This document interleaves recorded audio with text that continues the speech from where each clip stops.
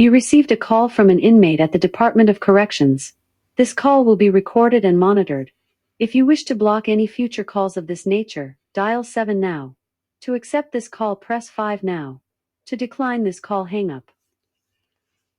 Well. Little Miss Dirty, how are you? I'm good. How are you? Yeah, I'm doing very well. Considering my health is getting okay. I'm making progress on the channel and getting the word out, and I'm not going to sit here and complain about anything. So I'm going to chalk this one up as fantastic. Did you hear Paula won her lawsuit? Well, yeah, I did. I did hear that, and I think it's great that we have a victory in our corner. It's just that, you know, I don't think the Department of Corrections is really going to change anything. We need to hit them hard with a big settlement or judgment or fine. And these little things here and there, they're not hurting the department and they're not helping the victims. So we've got to get a handle on this. It was 10 mil. Yeah, yeah. I wish we would have had a larger judgment. It's just that you think about it. If a person commits a murder and then all he has to do is pay the victim's family and just continue on, it doesn't help. It doesn't deter crime, and it certainly doesn't motivate the person not to go out and commit more, especially if the person has a lot of money. So if a billionaire goes out, runs over a child, the family reports it, the person's convicted, and then sits in there and says, hey, what if I just give $10 million and we'll call it even? And if the family says, okay, and then the person says, okay, here's your check, I got to get back to work. What are we doing? What kind of message are we sending out there?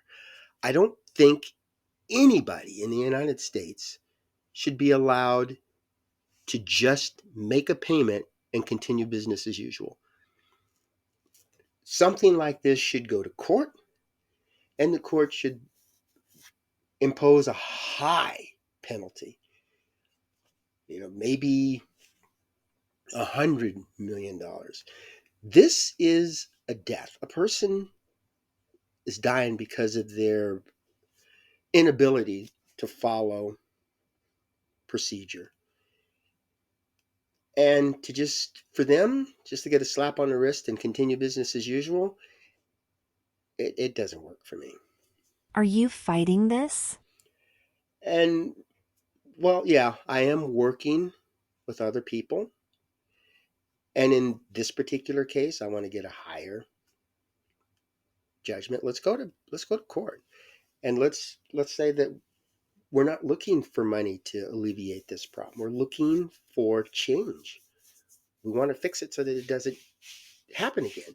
And when somebody goes to court, it seems to be just for the moment. And they're looking at that particular situation, that particular disability, negligence, all the stuff that pertains to that, which they should.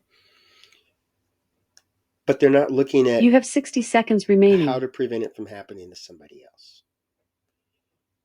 And that's my main concern. I want to stop this from ever happening again. I'm here for you. Well, thanks. And, your support is always welcome. And it's always a pleasure to hear from you. And do you have any more information that you want to pass on about some of the people that you're living with in there? If you want to refer people You have toward 30 me, seconds remaining. go for it. We appreciate you. Oh, well, it's all in a day's work. And I can't do anything without somebody reporting it, my behind the scenes people, and just getting the word out, having platform to get it out. There's a lot involved in this, and you guys got to give yourself credit. I'll do what I can. Okay, good. Well, thanks for the call. Thank you for using inmate call. Goodbye. Hello, welcome to AQS Inmate Call, and I'm your host, Joel Wilborn. And in this episode, I want to talk about my efforts as a prison reformist to help alleviate some of the problems that we're having in the state of Washington. Now, my biggest concern in this state is the women's prison, and it's that the Washington Correction Center for Women. And so I had a friend back in 2009 who went to prison, and she was telling me about some of the stuff that was going on. Now, I've dealt with prison reform since 1989, and that's when I first learned about some of the terrible things that were going on in prison. And I just made it a point to start trying to fix it. And so it wasn't anything new that she was telling me was going on over there. It was just that there was nobody out there helping. There was nobody advocating in this state. I worked in the state of Tennessee, kind of took a break, and then came back again when I started hearing the stuff that was going on in the prison. So she started introducing me to people, and I was talking to folks and getting some inside scoop. Got to know some of the staff, got to know some of the families, and it just became an issue for me or a goal to fight this. Now, this friend introduced me to a young lady named Brittany Favre. And I got to know Brittany pretty well, and we started dating after a while. And then Brittany introduced me to Paula Gardner, who is the subject of my podcast today. Now, while I was meeting people, I would connect them to my e-messaging. So I had JPay, and my contact list just grew.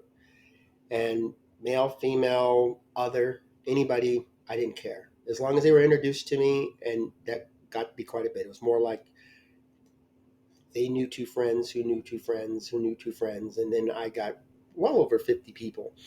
Well, the DOC assumed that because I had so many female contacts on there, that I was causing problems and I was preying on them. They didn't really read my emails. They didn't really talk to me. They didn't talk to the people that I knew.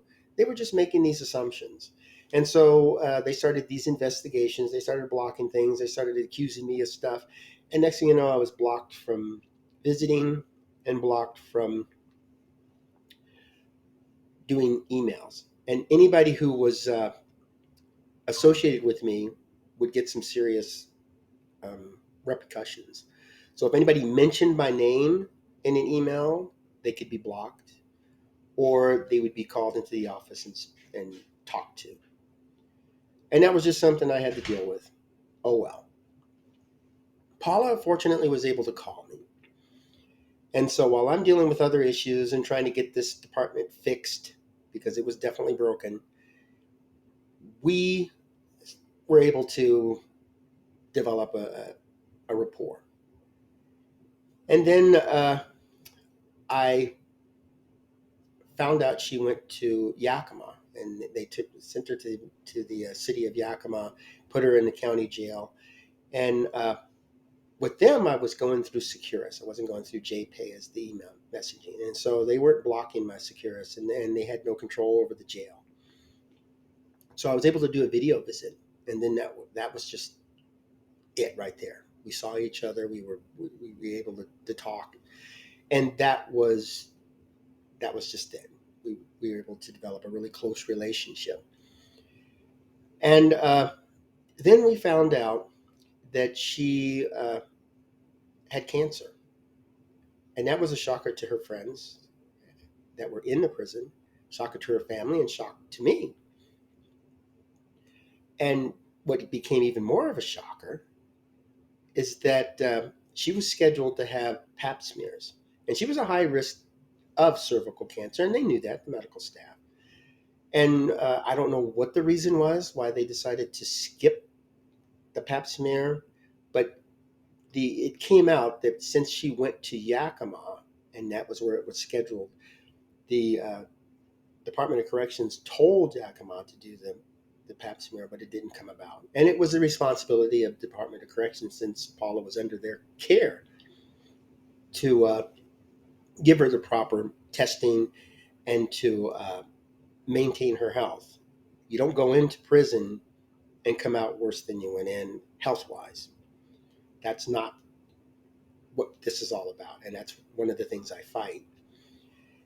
And so she developed cancer because they weren't able to detect it early enough. Had they performed that particular test, there's a good possibility she could have been diagnosed earlier, and the cancer could have been stopped. But that's not what happened. And so we had to deal with her and this new issue, this new problem, something that we didn't plan on. And so, I was trying to offer the best I could, but of course the DOC is fighting her and fighting me. She needed somebody to come visit her. I couldn't do that. We eventually became engaged, and I wanted to marry her, and then she was excited about it. We went through all of the process, and then it came up that she changed her mind. She didn't want to go through the problem of getting married in there. And I was arguing with her. This is crazy. And she said, "Well, you don't know what it's like in here." And they would call her in the office and told her that marrying me wasn't a good idea. And is she sure she wanted to do that? And she didn't want to go through them causing any more problems. And she certainly didn't need the stress. And so we agreed, well, we'll just wait. And that just fueled me even more. As a prison reformist, that's the kind of stuff I need. I need to see that. And we worked to get her out early, because here she was diagnosed with cancer. She didn't need to be in there, and they weren't going to let me visit her anyway. And so I contacted the DA that put her in prison, but they didn't want to talk to me. Not because I wasn't a non-family member or anything, but because they just did not like Paula. And they felt that that's where she needed to be. And in order to get out, she needed to be on her deathbed. I talked with Paula and said, it looks like the doctor's the only one that's going to be able to get you out. And eventually, we were able to get to the physicians to speak with the Lincoln County DA's office, and we got her out early. So I went up to Lincoln County, picked her up at the jail, and on my way back, the police followed me out of the county. Matter of fact, they followed me straight into Spokane County before turning around and leaving. So I'm thinking they must still consider her a threat. Maybe they felt she was in danger because of the evil me. I don't know. But it was kind of odd that they would do that, but it didn't surprise me. That's just the way they work out here. And so, of course, with her being out, our main thing was to get her the care that she needed, get her settled in. She had to go to Tacoma because she wanted to keep her same doctor. And he was doing a very good job, and she really trusted him. And that's good. Everything I could do to help her be comfortable, I worked with her on that. And then we'd hope to take them to court, take the Washington Department of Corrections to court for their negligence. And I was hoping to use that to get the word out of what was going on and how people were being treated. I think if people go to court in a civil case and present what was going on and win, it could be something that maybe jurors would look back on. It comes time to sentencing, this person could go to the Washington Department of Corrections where they will not get proper medical care. We don't want to do that. We don't want to send them there for a long period of time. That was my hope, that people would see that, maybe judges would see that. And things don't always work out the way we want, you know. And so, just to give you an idea, we I was working with a family who lost a loved one. She was her name was Tina Stewart, and she was beat to death by her boyfriend Nicholas Holden. And they wanted to bring this to everybody's attention. The family did, and maybe get a registration, kind of like a one of those sex offender, so that a woman, if she gets on online and she's interested in dating somebody, let's say like Nicholas Holden, and she looks up that he had been convicted and sentenced to domestic violence and murder, that would give her a little something to look at. And people do deserve second chances, but they should know about it. And if the person doesn't have enough honor to tell his new girlfriend, I was convicted of murder for beating the person to death, then at least the person has an opportunity to look that up. And not everybody has that opportunity to look a history up. You know, when I met Paula, I looked up her history and I was able to find out quite a few things, but there's not everything on there. And it's nice to be able to have that to fall back on. Same thing with me. If somebody's dating me, they should be able to look up my information as well. And I like that kind of stuff being put out there. And I like the idea that the Department of Corrections should be held responsible for their actions. You know, what if Nicholas Holden had come up and said, you know, I feel bad that I killed her. Here's $3 million. Let's forget the whole thing, and then go on with his life. No, he was put in prison. But the DOC, that's a whole different thing. Now, if you live next to a prison, there's a possibility prisoners of war are in there. There was an incident where some prisoners of war, and it could be like Hamas, let's say, and they beat up a veteran. And of course, they're paying money. Oh, here, be quiet. And throwing money at everybody doesn't fix the situation. And I think we need to do a little bit more than that. And so, what I'm pushing for, and maybe to hold the DA responsible, because the DA put this person in prison and would not let her out unless she was dying. And that could have made our job a little easier, especially since I'm blocked from everything. But all it did is just slow us down. And they need to do more than pay out. Now, with the case of Paula, she was able to settle out of court for $9.9 million. That that didn't sit well with me, because now they just want to forget about it. But I'm not. I'm going to keep this issue out there. She fought really hard to win this case.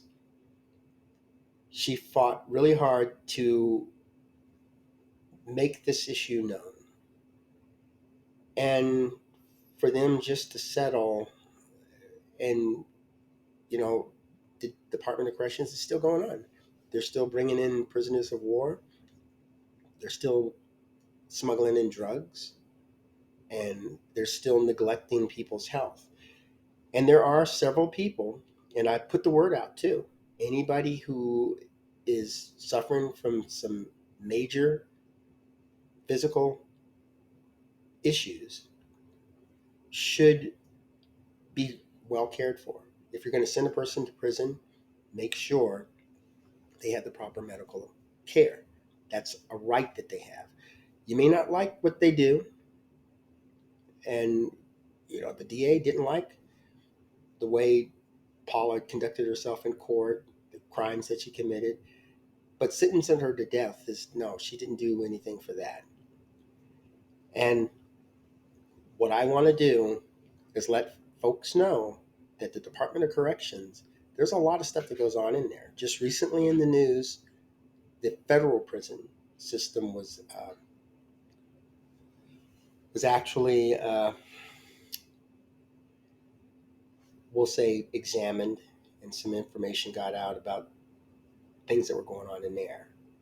And in there, a lot of the prisoners, they know when a person is convicted and goes to the prison, the prisoners are informed of what's going on, and then certain gangs and certain organizations within the prison can either make or break this person. If the person goes in there, kind of like Nicholas Holden, if he went to federal prison, they would know what he did.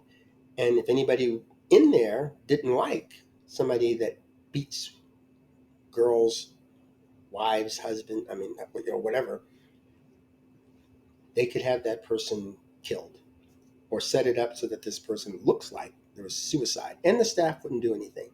The worst people in there are the people that are in there for life because they've got nothing to lose. Now, imagine a loved one of yours going to this prison and being subjected to all that. And the prison, all they have to do is just pay some money and continue on. We got to stop that. If you're going to put a person in prison, they need to deserve to be there. Serial killers, domestic violence, murderers that kill indiscriminately. They even when I talk to people in the prison, they're saying there's people that should be in there. And I know I was on the Kevin Coe trial, and they wanted to let him out after serving 25 years. And I thought, well, he served his time, he needs to get out. But after listening to the testimony and watching him, it's more like, yeah, he needs to be in there. It was hard to make that decision, but yeah, he needed to be in there. And we don't want him to die from cancer and then get $25 million. Why?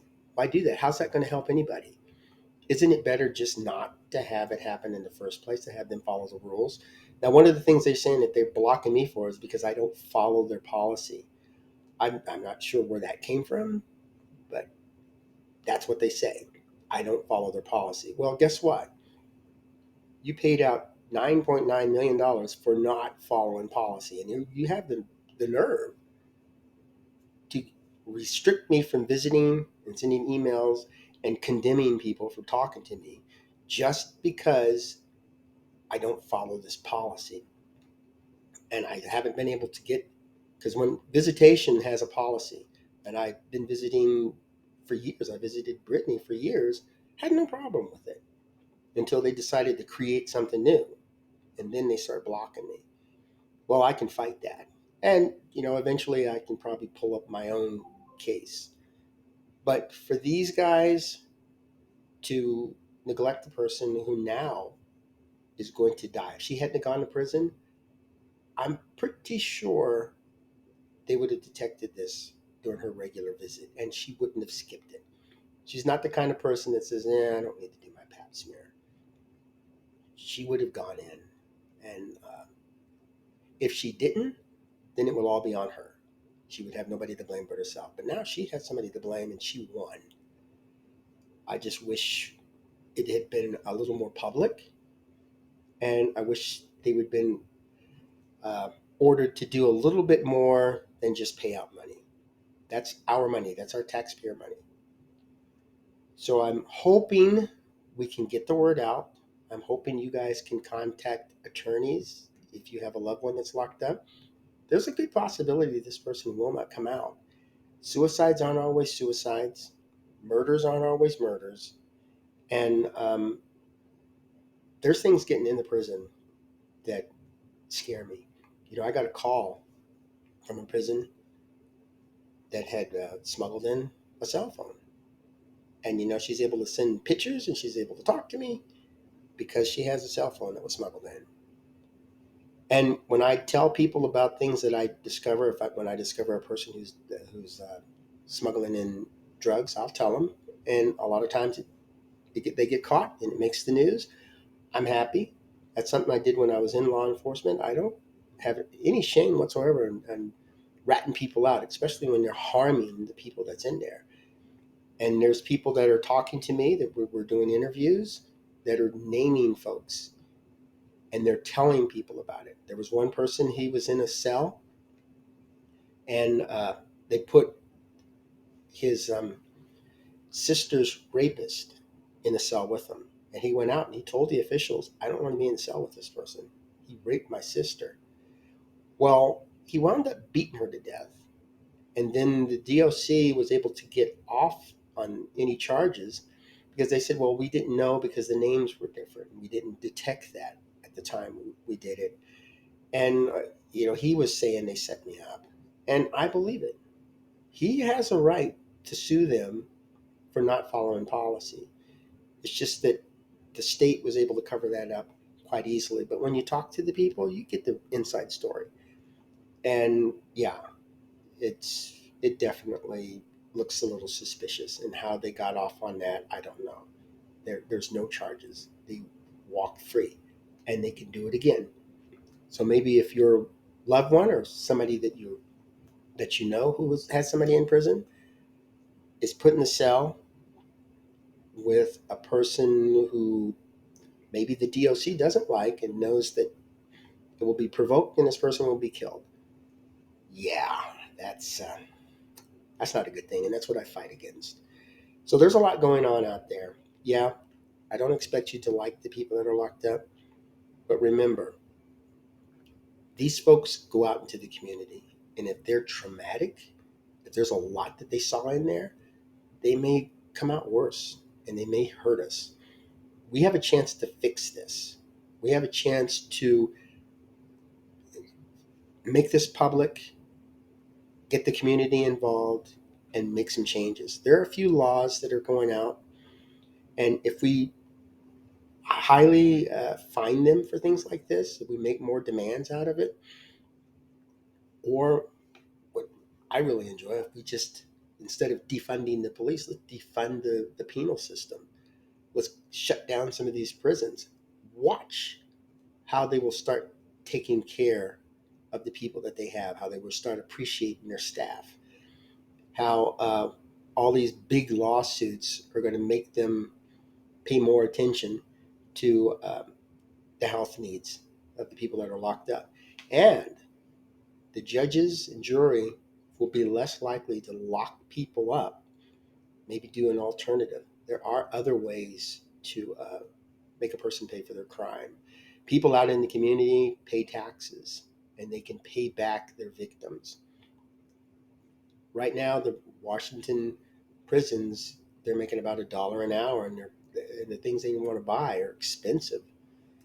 And so if they were to be paid minimum wage, that could be $100 million extra that the state has to pay.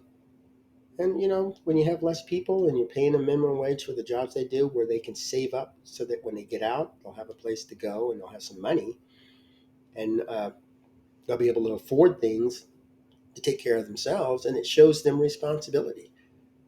When Brittany got out, she was saying, it was easy for me to buy and sell drugs. It's hard to have a job. It's hard to get it and to keep it. It's tough. But she's sticking with it. She's working. And so I continue to work with people that get out. I'm going to fight for the people that get in no matter what they do. And the DLC is going to keep fighting me. But I've got people out there. I've got friends. I've got family. I've got coworkers, associates. There are judges, attorneys, and then there are community leaders who want this fixed. And when somebody stands up to fight, they'll stand behind them. And hopefully you'll join that fight with us, because it does affect you. These taxes that you keep paying to pay off these people because they're beat up or dead, it's not worth it. We could use the money for something else. And when you pay your taxes and you feel bad about it, think about where that money's going. Well, thanks for tuning in, and I hope you have yourself a wonderful day. Go out, make new friends, communicate, and have yourself